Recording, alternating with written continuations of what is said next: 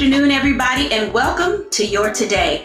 Each and every week that we gather, I am always excited about the time that we have to share related to living a balanced life. Today on this episode, we're going to be discussing the more the merrier. Or is it? The issue with helpfulness. The helpfulness we want, the helpfulness we need, and the helpfulness that never comes. Welcome to A Balanced Life.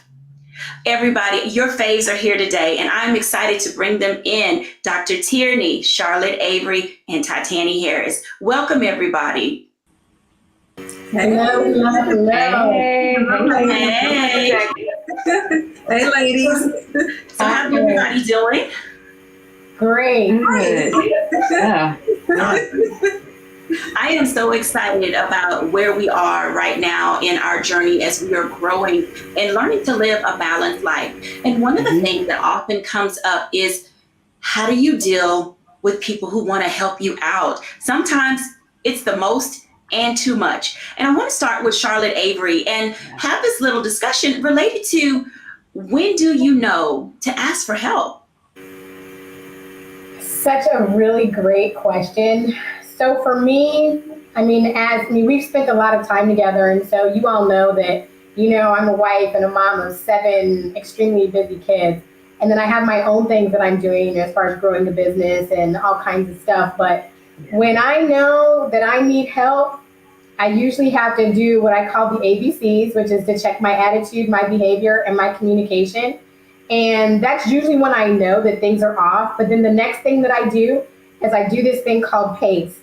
And what I do is I first put things in perspective, and I ask myself, when I'm overwhelmed and I feel like I'm going crazy, is everything that bad? Like, is it really that bad? And, what can I do?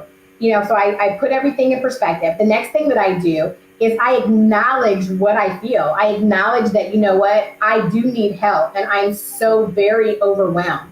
And then the next thing that I do is I go to my support system, and then I communicate my needs. My support system being my husband, my mom, my friends, people who I've hired to do work for me. And then the next thing that I do after I do all that, and I feel like, I've kind of gotten a good hold on everything, is I just give myself grace, and I just, extend grace to myself.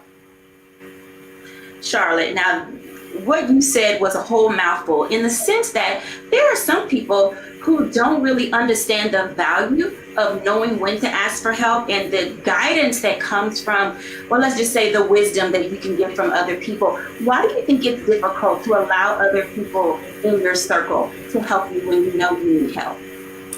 I think sometimes it's difficult to allow people in, because I think a lot of times, we're caring about what other people are thinking, or how they're, how they see us on the outside, but they don't deal with the things that we're going on internally. And so for me, sometimes people think, Charlotte seems like she's got it all together, managing her marriage, her house, and motherhood and all that. And Charlotte doesn't need any help. So sometimes, people think that I don't need help. And so sometimes I deal with okay, well, what if I do ask for help? I deal with the things that, are people going to view me as, being inadequate and not being the superwoman that they see, whether it's on TV or out, with my family or whatever. And so I think sometimes it has to do with what I feel about myself. And sometimes, some people are like, oh, I don't care what people think about me, but I do sometimes, sometimes I don't, but sometimes I do. And so sometimes it's really dealing with other people's expectations of me, but also my own expectations of myself, whether they be real expectations or false expectations. Wow. Now you just said a mouthful. I want to keep this conversation going, because I have another question for you related to knowing when to ask for help. And oftentimes when you figure out who you want to select to help you, oftentimes we reject the messenger. And even though we know that's the right person we should go to, how important is it sometimes to take your attitude and put it to the side, just so that way you can seek the wise counsel that you need? Because most of us know that attitude plays a very big part in our ability to move past, to move beyond, to get over those things that are keeping us and our lives out of balance. So Charlotte, tell us a little bit about attitude and receiving the messenger when that help does come. So, wow. So, Dr. Jacquie, the messenger sometimes can come in the least likely person. And, sometimes sometimes that messenger comes in the form of my kids. My kids can be like, Mom, you're yelling, you're doing whatever. And I'm like, am I doing that? And so I have to not only, give the respect to my children or whoever that messenger happens to be, but I have to respect them and say, you know what? These people are really not trying to hurt me, but they're really trying to help me. And so usually when somebody is coming to help me, whether it's my children, my husband, a coworker, a colleague, or a friend, I always have to check myself, one, my ego, number one, and my emotions, but I also have to ask myself, is this person trying to help me or is this person trying to harm me? And usually when they're in a help mode and I feel like they're not trying to make me feel bad or they're not trying to harm me, then I'm more likely to be able to receive the message. That makes so much sense. I want to turn for just a second to Titani Harris because she operates in a space that oftentimes trips us up, both men and women. Titani Harris, my question for you today is related to men and the stigma and therapy. Why is it such an issue? Because in our community, women seemingly are always there, out in the forefront, willing to just get it done. But oftentimes when we have to talk to our male counterparts, and again, like Charlotte said, the messenger, talk to us a little bit about Black men in therapy and the role that it plays in healing community. I'm so glad that you brought this topic up, Dr. Jacquie. First, I'll start with this. So men overall with mental illnesses are less likely to have received mental health services, right? Especially in the past year. However, on the flip side of that, men have a higher rate of suicide than women overall. Let that sink in. For Black men, it's a unique perspective because it's different for Black men, right? When we talk about Black masculinity, Black men have this expectation or requirement to be strong, to be stoic, right? To show up even when they don't want to, right? And so this prevents Black men from being vulnerable, from sharing their emotions. And when you talk about being vulnerable and sharing emotions, that's often related to therapy. So therapy is viewed as the plague, like I don't want any part of that, right? So Black men also have these unique challenges that other men don't have, right? Because of the attention that's placed on their bodies, on their finances, on their looks, and it's rarely placed on their emotional intelligence. And so in these spaces, Black men are expected to be strong and resilient. And, we often dehumanize them and they're often seen as invisible in our society. So I think that's a big part of it. It makes a lot of sense because when we think about culturally, it all goes down to, we see men in the African American community as priest, protector, provider, that they're in this space where they're supposed to do all of these things, to be there for the family, to take care of the elders, to make sure that the community doesn't fall apart, to keep the church going, to do all of those things. And so, Tani, when you're working with men, especially in your program that you have related to men, how do you help push them out of that place of feeling self-conscious about asking for help? Well, the first thing that we teach at the TMH Man Cave is that oftentimes Black men don't feel safe. So TMH Man Cave is a brave space. So that's the language that we use. And we tell men, we're proud of you because you are choosing to heal. You are choosing to share how you feel, right? Your feelings are validated here because I think a lot of times Black men and their feelings are not validated or even acknowledged. Wow.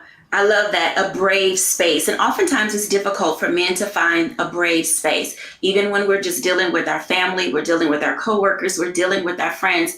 I want to bring in someone to have this dual dialogue with Titani and I is Corey Briscoe. Corey is the managing partner at ABCD and Company. And Corey brings a unique perspective because we've talked before, Corey and I and Tani and I and most of us related to how things in our past, things that we don't want to share with other people. And there's a freedom that comes with being able to find liberation to not only seeking therapy, but allowing yourself to just breathe and be a man.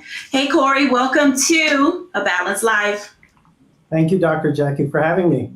I am excited that you're here, and I'm glad that the group is together because you bring a unique voice to this space. You are what's considered a millennial.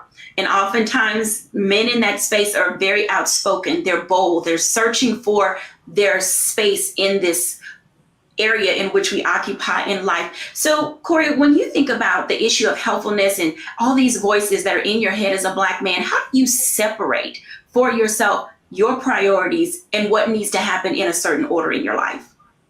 Well, one, I love some of the comments that I was just listening to, because I think the reality is when you listen to even the comments that you made, Dr. Jacquie, is we as specifically Black men in America have this duality of being, right, head of household, and then if you're a person of faith, priest, protector, etc. And so for me, I think one of the things that I have learned in this journey is that a lot of time you have to separate yourself from the moment. And when I mean separate yourself from the moment, it's easy to take on those roles and responsibilities, and you take them on as you, and it becomes your being, and it becomes everything. And often you forget about the you, right? I think it's easy.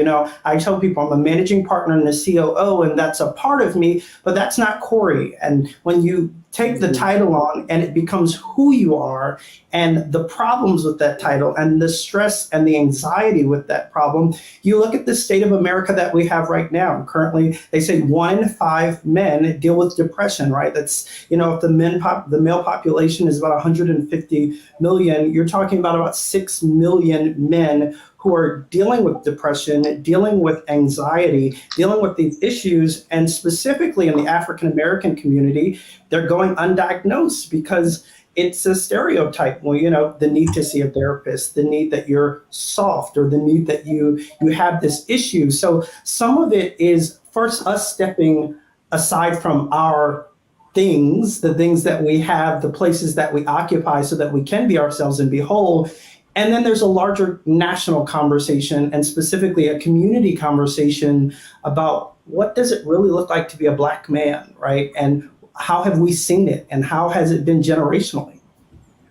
Absolutely. So Tani and Corey, the next part of this, I'm going to tell you, people who are watching, you may be triggered just a little bit, because one of the things that I've come to identify and understand as it relates to being balanced and how we get men to feel comfortable and in that safe space to talk is being able to be around people who get you.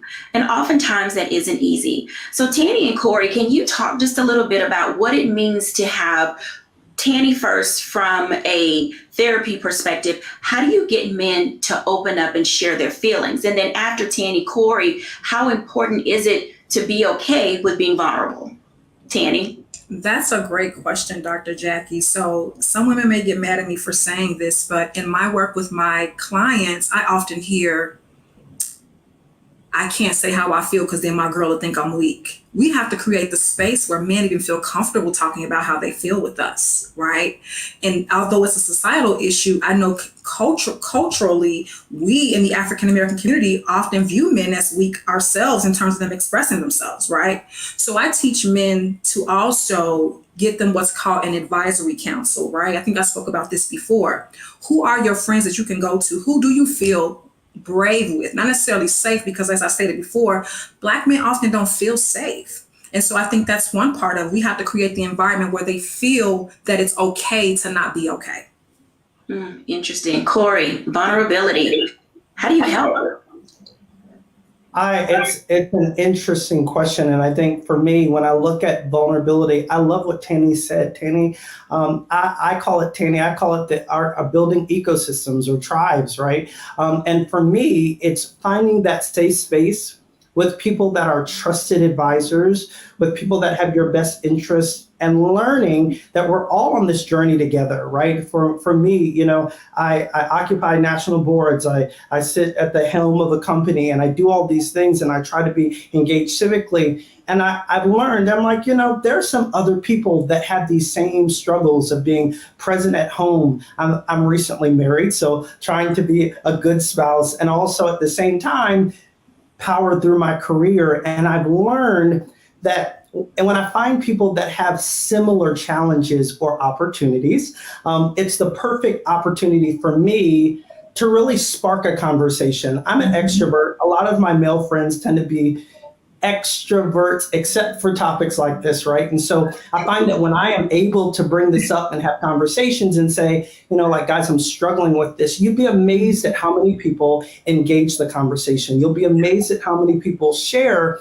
And I think what you said, Tani, was so right. It's about creating this safe space. It's about being able to have conversations that are taboo and then looking and really dealing with it on a societal level. I keep talking about that because, you'll hear there are many men that will tell you, specifically Black men, I've never seen my father cry. I've never had these conversations, right? The impact on how that happens generation on generation, well, it creates a culture in itself, right? And so for me, I've had a blessing that my dad did show that there was strength in emotions. And because of that, I am free in it. I'm free to share my emotions. I'm free in my personal life, in my civic life, and in my worship. And because of that, I am able to have conversations with other friends and help them to be free. Tani and Corey, thank you so much for this dialogue, because it really is resonant, with our audience and others who may be listening. The value and importance that we play on weighing the pros and cons, the gains and the losses related to therapy, and how Black men can find not only a safe place, but a brave space in order to have these conversations and dialogue. When we come back, I want to engage Dr. Tierney, because one of the things that's so valuable and important is we talk about bossing up, queening up, duding up, but leveling up. When we think about what it means to level up in our person, who we are as individuals, so that way we are impactful, beneficial to our community, this gives us that opportunity to have such a conversation. Dr. Tierney. Hello. Hey, how's it going? Wonderful. In your coaching business, you talk a lot about what it means to level up, how to be there for yourself. And one of the things that always interests me about what you talk about, Dr. Tierney, is related to when enough is enough. How do you extract or pull yourself back from engaging with people in conversations that sometimes are just too much and not the right time? That is perfect question, because like you said, when we think about leveling up, something that I like to tell my clients, not every need has your name on it. Sometimes we can become drunk with needing to be needed. And so we'll start to tend to everyone's needs, even not our own needs, because we're trying to help, or we're trying to get to that next level by doing more. And so we think that if we pile our plate, with more things, more helping, more service, more, not that any of those things are bad, but when we don't examine our plate and we're already at capacity and we're adding in more things because we have this need to be needed, that's when we'll start to run, into trouble, so that friend that you think she might need you, she might not need you at all. She might need me, or she might need future Dr. Tani, he may not need you. He probably needs to go talk to God, and in thinking about that, what we don't want to do is put our name on situations that really we should be calling on the name of Jesus. So we definitely want to make sure that we're not attaching our names to needs that never even belong to us in the first place. Ooh, child, you just said a mouthful, because that is one of the fastest ways to get out of balance, is always running into someone else's stuff without asking first whether or not you're actually needed there. Here at A Balanced Life, one of the things that's very important is that we make sure that we're having substantive dialogue, substantive conversation, and always allowing ourselves to gauge when we need to invite other people into our space. Dr. Tierney, when you think about how we invite other people in, we all have friends and family who are doing the most and too much. How do you deal with people who are consistently being busybodies in your life? Absolutely. The first word that comes to mind, boundaries. And not barriers, so a lot of times when we hear the word boundaries, we automatically think barriers, but the difference between the two is that boundaries are about us. It's what we need to ensure that we're staying on level of lane. Barriers are about the other person. This is where we then put the stiff arm and say, I don't want them doing this. And it's about their behavior or whatever you're seeing from their side. Boundaries are about us. And so when we start to set boundaries in our lives that are based on our goals, our need, what it is that we need to stay balanced, then it's easier for us to say, thanks, no thanks. Something else to keep in mind is that we shape people's listening for us.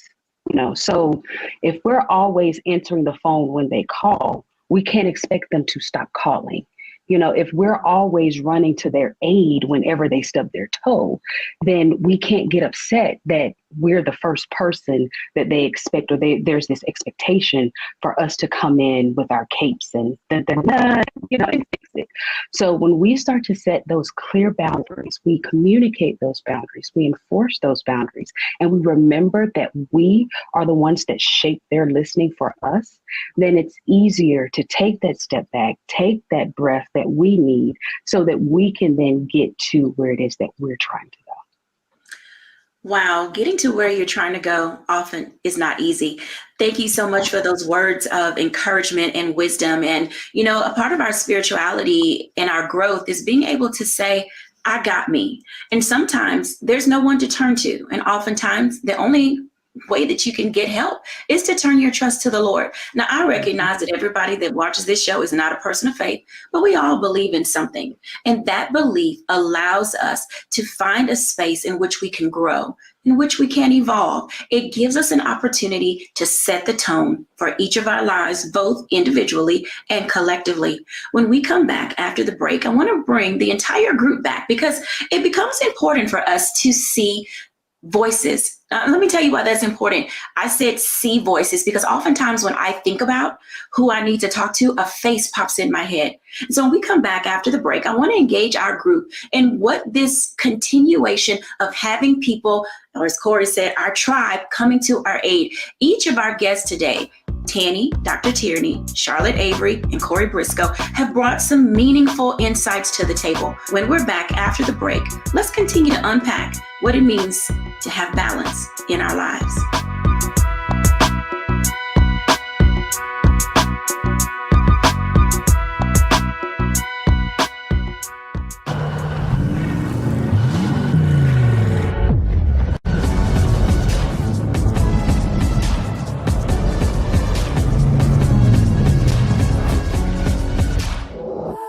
I'm Deborah Owens, America's Wealth Coach, and my new show, Get Wealthy, focuses on the things that your financial advisor and bank isn't telling you, but you absolutely need to know. So watch Get Wealthy on the Black Star Network.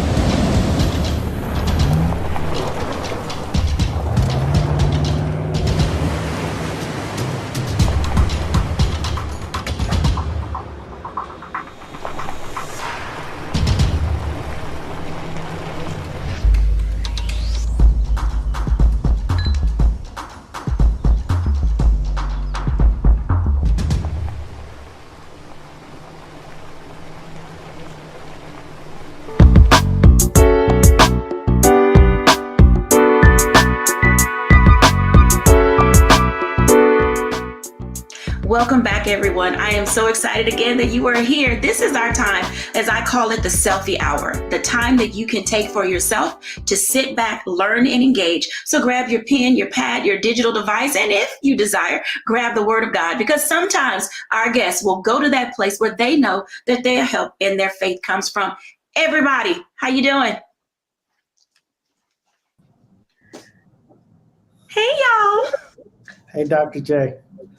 Wow. You guys have really given our audience some tips and tools that they can really begin to live by. And I know that you were like, when is she going to call my name? And that's why we're here in this group, because I know that you have some things that you want to add to everybody else's dialogue and conversation.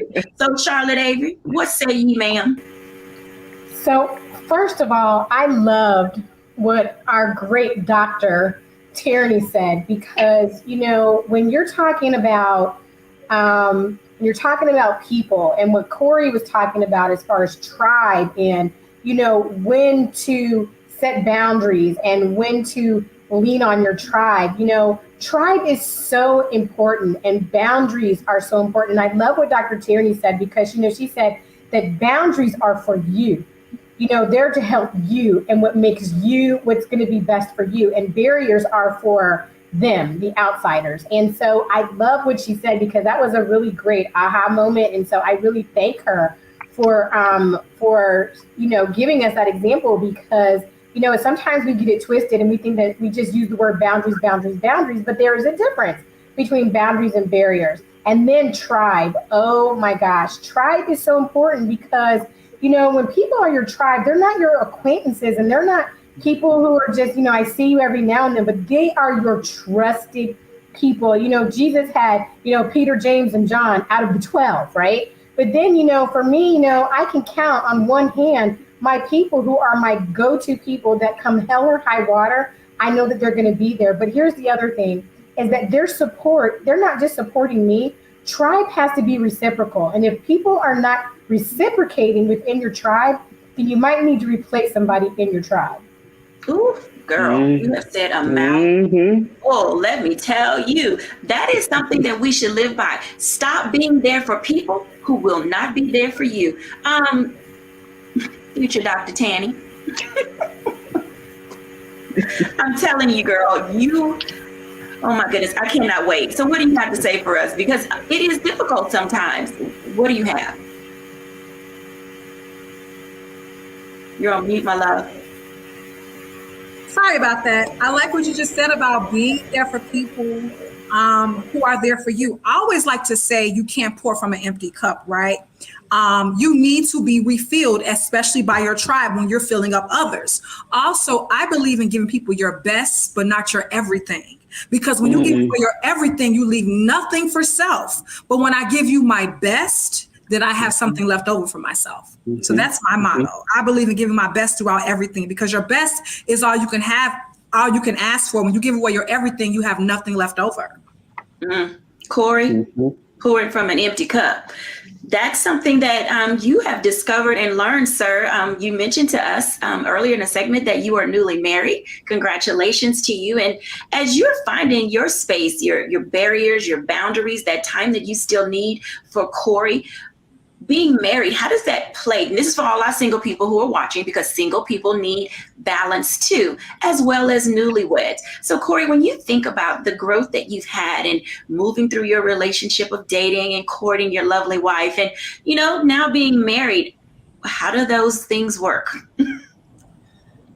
What a great question, Dr. J. I'm going to say something, folks, that, you know, depending on the generation you grow up, you might disagree with this. But I find for me and my wife, how we are able to keep this balanced living is, the reality is, I encourage her to have her friends. I want her to have her tribe. I want her to have relationships, because I often find, you know, in the familiarity of the two of us, right, there gets to a point where she's saying something, I'm saying something. It's like, yeah, I hear you. But there's something with the multitude of counsel with people that are like-minded thinkers, that have the same belief or value systems or guiding principles. And so I encourage, we love spending time together. We enjoy it. But I tell her, go spend time with other people. Expand your worldview. Let me see how you're growing your mindset and your horizon. Because the reality is, when you properly do that and you have a good foundation, at least I'm learning from the old folks, they say when you have that proper good foundation, when Christ is the center, it comes back and you're able to really separate the wheat. You can really separate the wheat from the tare. And that's what at least I find myself doing, is we're spending time together, but we're getting counsel from wise people. We're getting counsel from people that we have seen do great things. And I think that's one thing that I would say. In this social media fad, in this era where everyone has a pulpit, don't let everyone preach into your life, because the reality, some people aren't, just because you got an Instagram or a following don't mean that you can preach, and don't mean you should be preaching to people's life. So I say that to say, be careful of who you listen to.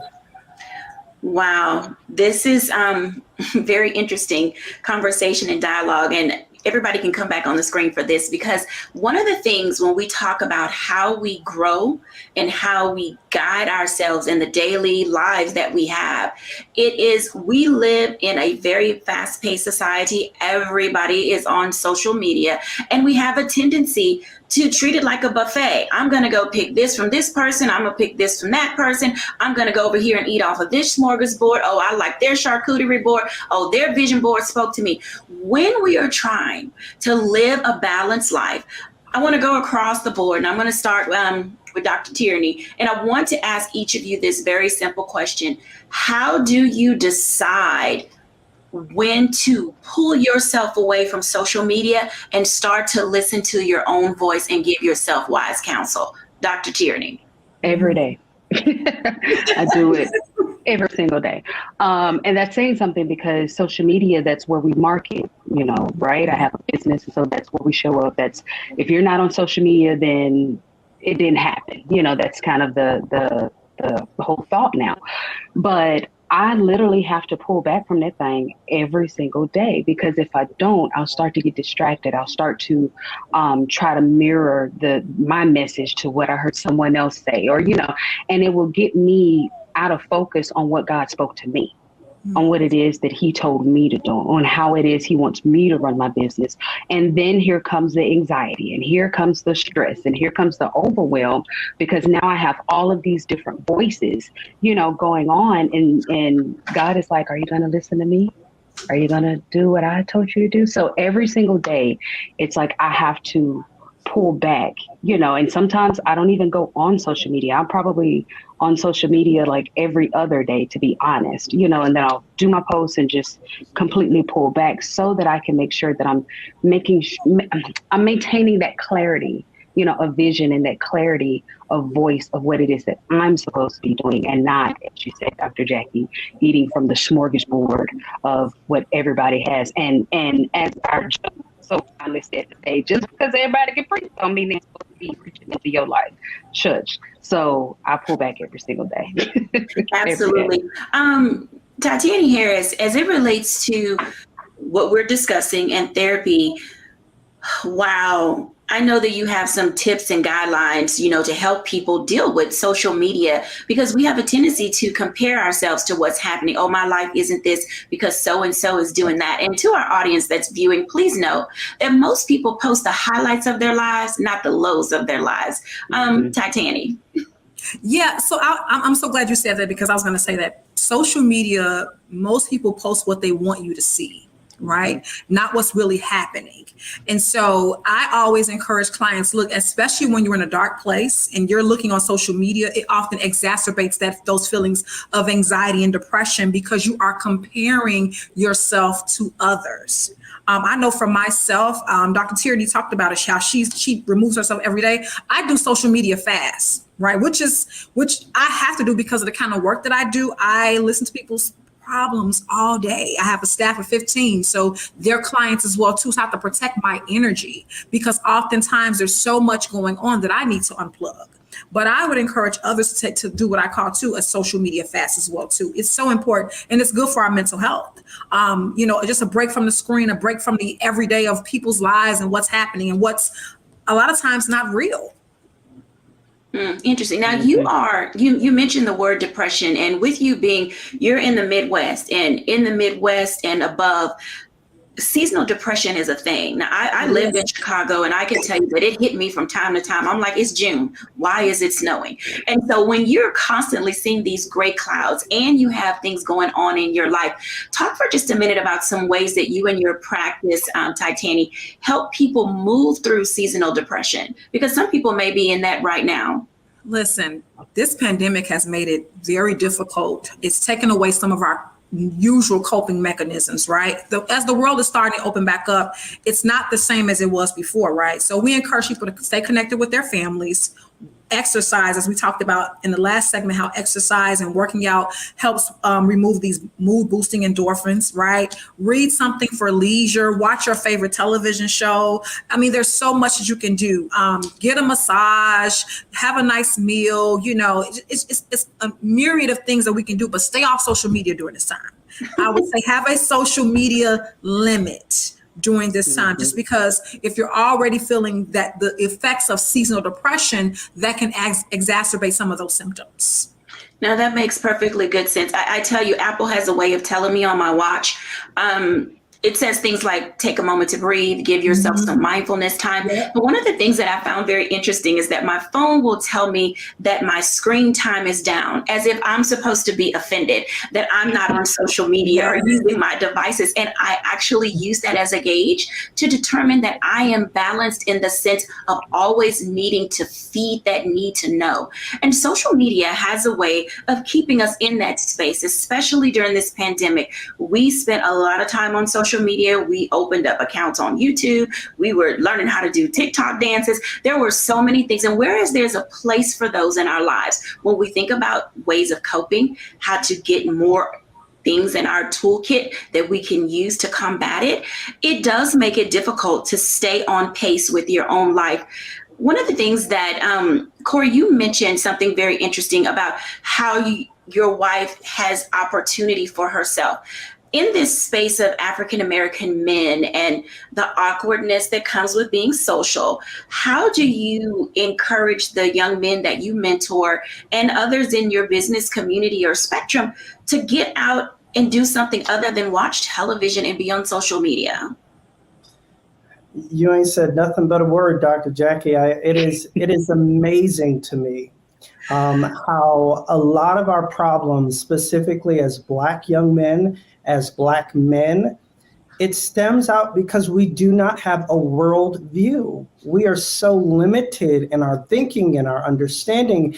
And we're sometimes, if we're honest, we're shallow in our thoughts and approaches because we have not seen anything else. And the reality is, the more that you commune and you have and hear other people's guiding principles and what they believe and what they understand, you're able to, if you have a foundation, to fortify your foundation. If you don't have one, build one. And you're able to start really thinking about, okay, what is it I believe? What is it I do?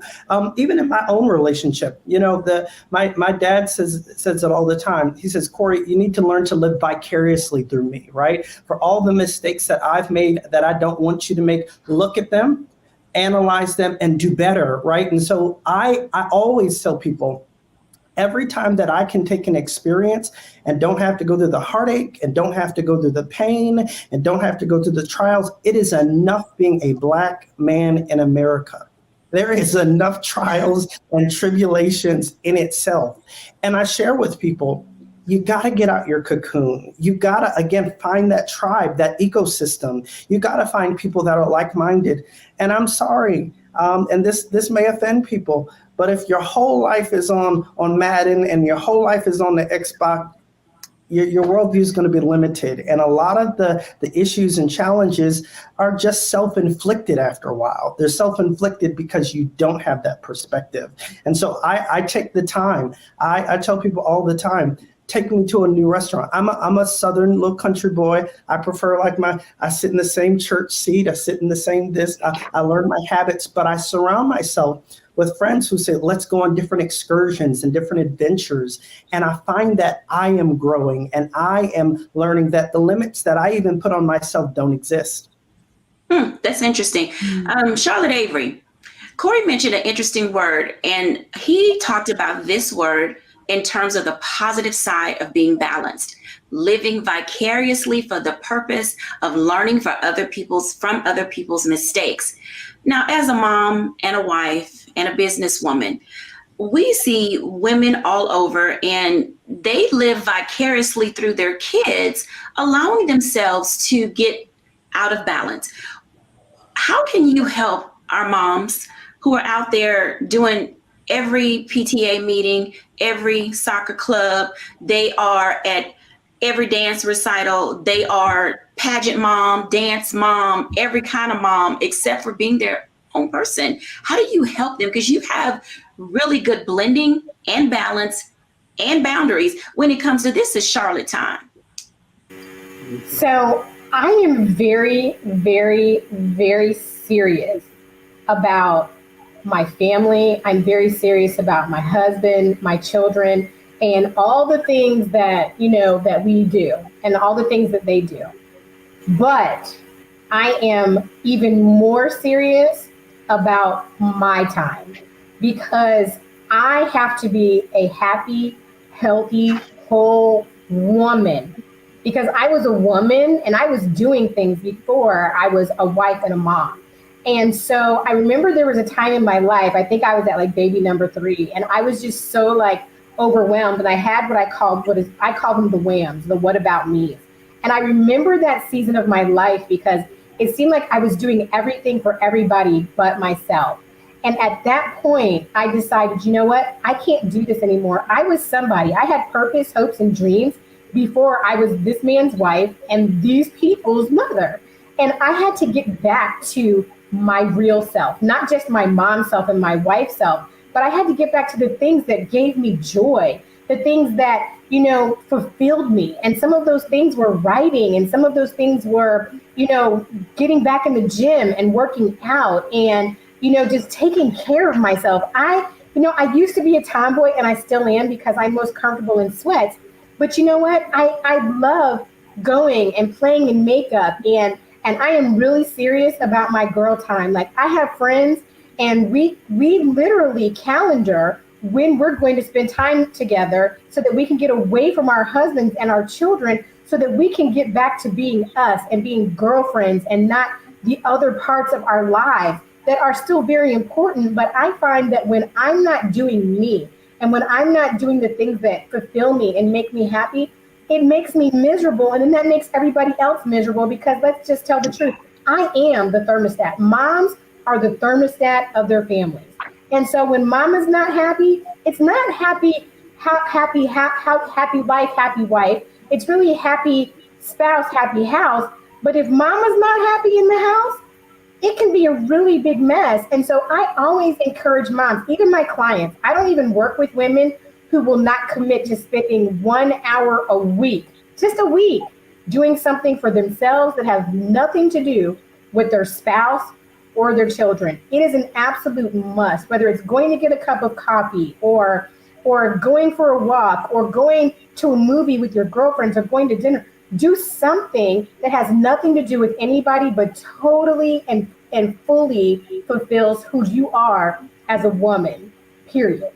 Absolutely. Let's bring everybody back in, because I want to get one takeaway from Dr. Tierney and Tanny and Corey. What is your one takeaway when you think about the issue with helpfulness and having too many people in your space? What's your one takeaway, Dr. Tierney?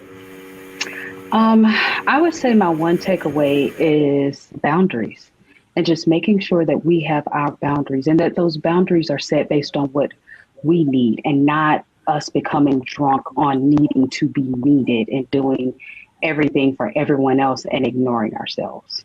All right, Tanny? I would say choosing self, right? When you choose yourself, when you choose yourself in terms of making sure you're good, then everybody else around you benefits, especially moms. Corey? I think I would say, simply put, that there is not a manual for life, but you can create a roadmap. And the sooner that you create one that is conducive to your life, the sooner that you're happy, the sooner that everyone around you that is in your ecosystem and tribe can see that, and you can prosper. And Charlotte Avery?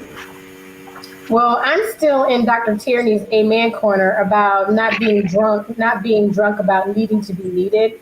Like I'm still right there. Like don't be in that place. Like I'm still there and I'm going to continue to marinate on that like for the rest of the day. I promise you. Thank you, Dr. Tierney.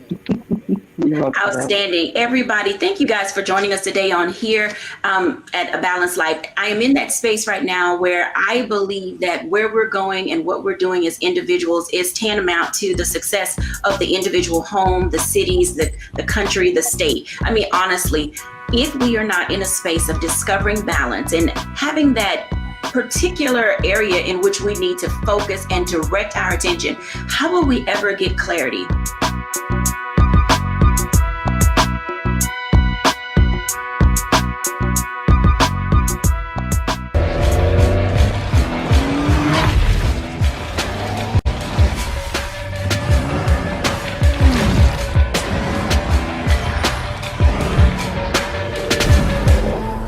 Pull up a chair, take your seat. The Black Tape with me, Dr. Greg Carr, here on the Black Star Network. Every week, we'll take a deeper dive into the world we're living in. Join the conversation only on the Black Star Network.